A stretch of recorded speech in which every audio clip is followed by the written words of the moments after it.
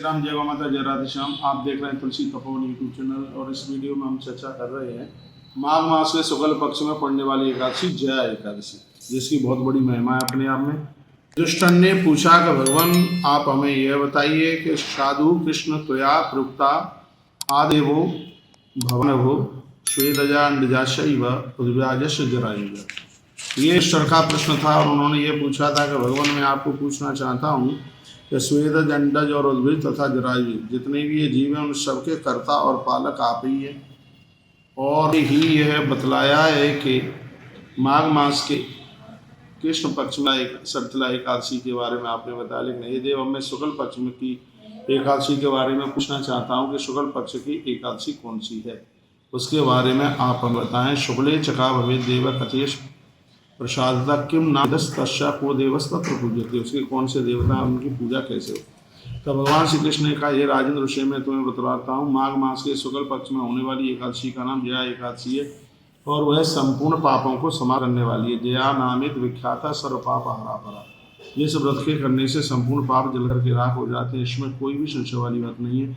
पवित्रा पाप अर्थीचा कामदा मोक्षदानम ब्रह्म हत्या पंथीचा पिशाच विनाशिनी।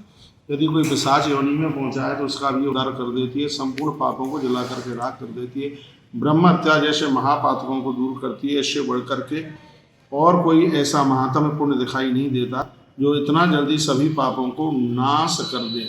लेकिन नैव तस्य व्रते चीर्णे प्रेतस्त्वं जायते नृणाम नतः परतरः काचित् पापंगी मोक्षदायिनी। मैं निवेदन करना चाहूँगा, यदि किसी के घर में कोई भूत प्रेत पुरखे दिखाई देते हैं तो उनको जया एकादशी का व्रत करके अपने पुरखों के लिए उन्हें समर्पित कर देना चाहिए। भगवान कहते हैं मैंने इस एकादशी की महिमा का वर्णन किया है। भगवान कहते हैं पद्म पुराण में इसका वर्णन है। एक बार स्वर्ग लोक में इंद्र राज करते थे।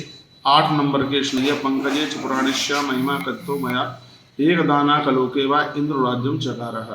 इंद्र राज करते थे, वहाँ पर देवता सुखपूर्वक निवास कर रहे थे, देवता अमृत पान कर रहे थे और अप्सरा उनकी सेवा में लगी थी। वहाँ पर नंदन वन पारिजात वृक्ष तथा और तरह तरह के वृक्ष शोभा प्राप्त कर रहे थे। एक बार अपनी इच्छा के अनुसार रमण करते हुए 50 करोड़ देवों के स्वामी इंद्र वहाँ पर नाचने लगे, ऐसा वर्णन किया गया है। एकदा रम्माणेषु देवेन स्वच्छया नृपा नृत्यामास वही हर्षा 50 कोटि विनायक। वहाँ पर गंधर्व गीत गा रहे थे। पुष्पदंत नाम के गंधर्व चित्रसेन, चित्रसेन की चित्रसेना की पत्नी मालिनी, मालिनी के गर्भ से उत्पन्न पुष्पवंती, ये सब लोग वहाँ पर थे। पुष्पवंती के रूप में माल्यवान अत्यंत मोहित हो गया था। पुष्पवंती के कटाक्षों को देख करके वो पूरा का वर्णन किया गया है। लावण्यम रूप संपन्न तस्या रूपम निशाम है, यानी कुल यह कह दिया जाए कोई स्त्री को देख करके उसके मन में विकार आया और उससे गलत कर्म हुआ। और आप जानते हैं कि जब कोई ऐसे प्रकार से दुराचारी होकर के कुछ गलत कर्म करता है, पराई नारी को छूता है, स्पर्श करता है, उसके साथ कुकर्म यदि उसने किया है तो भले ही वो देवता क्यों ना हो तो उसके पुण्य तो बिल्कुल छीड़ हो ही जाते हैं। और जब ये ऐसा हुआ तो वो एकदम बिल्कुल जमीन पर मूर्छित होकर के वो गिर पड़ा। वर्णन किया गया, भगवान श्री कृष्ण कहते हैं कि जो मैं तुम्हें सुना रहा हूँ वो कथा बहुत अद्भुत है। सोते समय, जागते समय, चलते समय इन कथाओं के स्मरण करने मात्र से पाप जल करके राख हो जाते हैं। वो दुखी हो गया था, रात बीत गई थी और जब फिर वो सूर्योदय हुआ तब वर्णन किया गया है कि वह बहुत जोर जोर से रोने लगा। तब उस समय वहाँ पर एक महापुरुष आए और उन्होंने ये कहा कि इस प्रकार से तुम जया एकादशी करो तो अपराध का प्रायश्चित हो जाएगा। फिर जया एकादशी का व्रत किया गया। भगवान श्री कृष्ण कहते हैं कि हे राजन, एतस्मात् कारणात् राजन कर्तव्यो हरिवासर जयातु राज शार्दूल ब्रह्म हत्यापारिणी। तो भगवान कहने यह एकादशी का व्रत ऐसा है जो बड़े से बड़े पापों को समाप्त कर देता है। और बताया जाता है, कहा गया कि उनको फिर विमान पर बिठा करके भगवत धाम के लिए ले जाया गया। राजवरे जया एकादशी ब्रह्मत्या को भी दूर कर देती है। जिसने जया का व्रत करके दान दिया है उसने सभी दानों और सभी यज्ञों का फल प्राप्त कर लिया।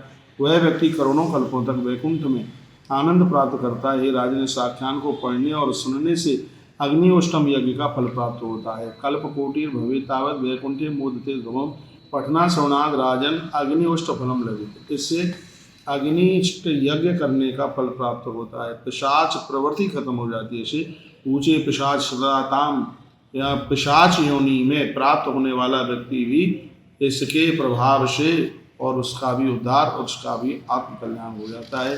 तो वासुदेव प्रसादेन जयास्तु व्रतेन च, भगवान वासुदेव कृष्ण की बहुत कृपा होगी तभी कोई जया जैसे एकादशी के व्रत को कर पाएगा। तो पिशाच शिखतम स्वामित्व भक्तम प्रभावतः, भगवान की भक्ति के द्वारा पिशाच योनि भी समाप्त हो जाती है। हरिवासर करतारो विष्णु भक्ति परायणो, हरिवासर एकादशी का ही नाम है। बताते हैं जो 11 का व्रत करते हैं उनको अपने किए गए पूजा पाठ का भी अनंत गुणा फल प्राप्त हो जाता है। इसमें बिल्कुल कोई किसी भी प्रकार की संशय वाली बात नहीं है। तो इंद्र का उद्धार इस एकादशी के द्वारा हुआ।